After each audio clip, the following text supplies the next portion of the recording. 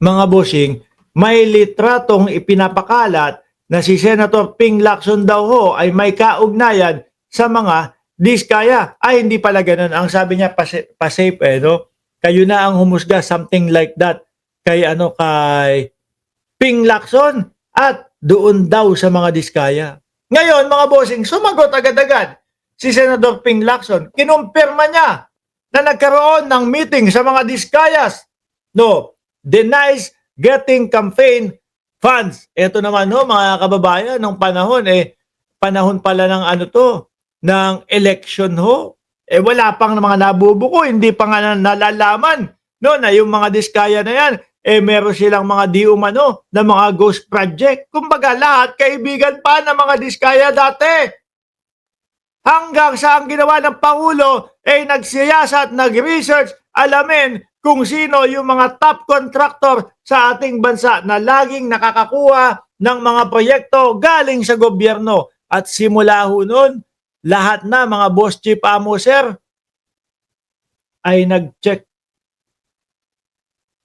nag-imbestiga, nagsumbong kay Pangulo tungkol sa mga ghost project.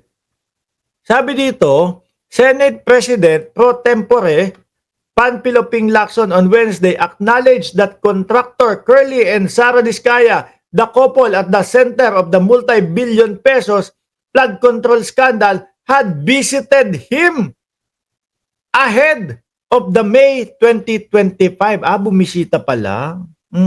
Midterm election.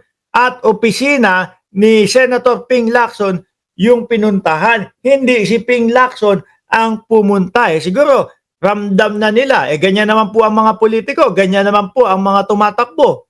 Diba? Ramdam nila. Naku, malakas si Senator Lacson. Tara, puntahan natin. Magpa-endorso tayo.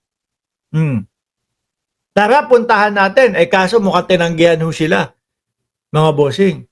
Malakas si Senator Ping Lacson. Puntahan natin, no? Sabihin, paki-endorso mo naman kami, Senator Ping. O sabi naman doon sa Pasig, iboto ho si Sara Diskaya bilang mayor. Ibig sabihin ba, kapag ako nakatabi ko, nakita ko yung mga Diskaya, tapos nagpa-picture ako, okay na. Ay, naku, related si Mark Ramos diyan sa mga Diskaya. Ganun-ganun ba yun? O kaya kapag sila nakipag-meeting, humingi ng meeting, tapos sinabi, pupunta po kami sa opisina ninyo, ganito, ganyan. So sa madaling salita ho, mga kababayan, hindi ho ito kasagsagan nung pag-iimbestiga na doon sa mga flood control. Kung sakali pa na ngayon, pumunta yan. Yun, baka posible na isipin na mamamayang Pilipino na merong, naku, nagkakakuntsabahan na yata itong dalawa na to. Naku, mukhang may linuluto na ata itong dalawa na to. Mukhang papawalang sala na itong mga Diskaya dahil nakipag-meeting kay Lacson na. Kaso hindi ho. Mayo, ayan had visited him ahead of the May 2025 midterm elections but maintained that he did not receive any campaign contribution from them. Rektahan ha. Kasi si Meow Meow Si Meow Meow kung ano lang naman masabi niyan No? Sabi nga nung iba, hindi na dapat pinapansin yan. Halata naman na may topak yan. Halata namang may sayad yan. Sabi nung iba ho, no?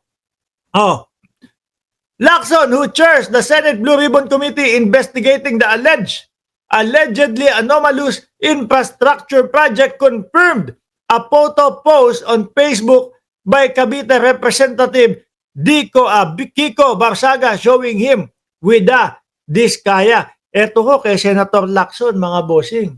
Rektahan. Nagkaroon kami. Meron mga senador, hindi pa nga ho nagkakapangalanan, tumatanggi na. Kitang-kita na nga ho yung mga litrato, kitang-kita na yung mga picture nila, na close sila doon sa mga district engineer, tinatanggi pa din. Sasabihin pa din, hindi, wala kaming kamag-anak o wala kaming kaano-ano dyan. Hindi kami close dyan, etc. Diba? Sabi dito, he said it was Fred Villaroman, son of the late Police Brigadier General Francisco Villaroman, his former subordinate who later served as security aide of former President Rodrigo Duterte, who asked for the meeting in his Taguig City office last April. Sila bumisita.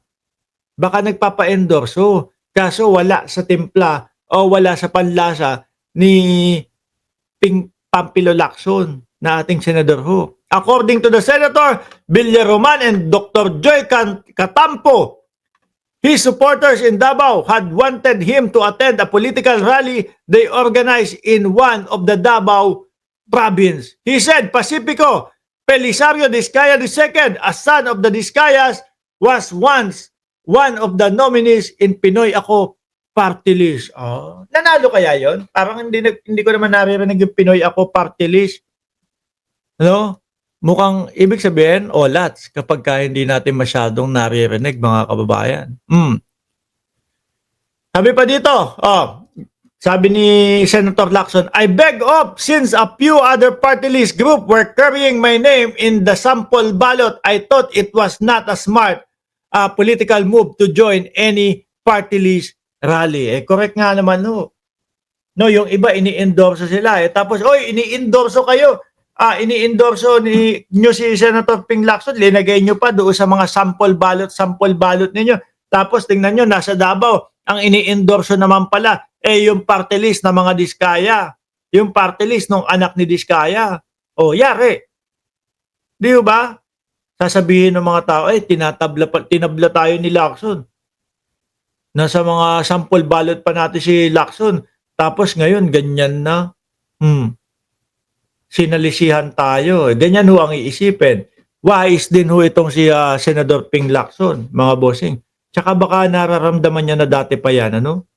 Di na sis, napasubo lang ako kagabi sa mga pinsan po. Ano na namang napasubo?